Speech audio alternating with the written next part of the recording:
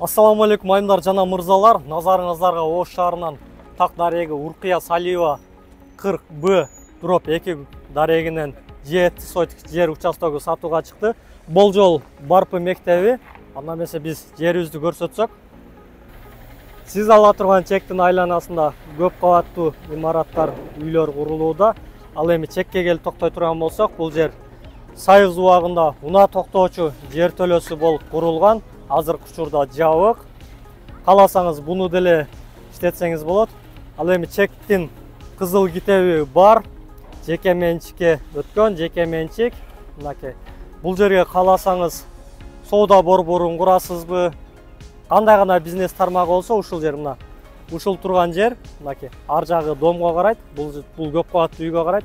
А бунун үстү сизге карайт. Кааласаңыз унаа токтоочу жайбы же соода борборун курасызбы айтор. Эмне курсаңыз дагы иштетсеңиз болот. Мынакей.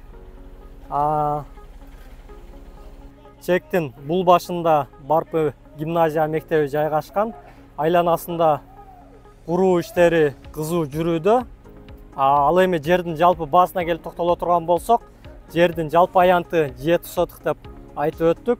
Жердин баасы ар бир сотыгы 35 000 акш доллары менен бааланууда. Алмашуу жолдору каралган, алмашуу жолдору бар. Сиздин да Ош шаарында чегиңиз болсо, жер болсо, алмашсаңыз болот. Андыктан төмөндөгү номерларга байланышыңыз, биздин каналды күзөтүп туруңуз. Мага жакты баскычын басып коюңуз, ой пикир калтырыңыз, видео менен бөлүшүп койсоңуз да болот.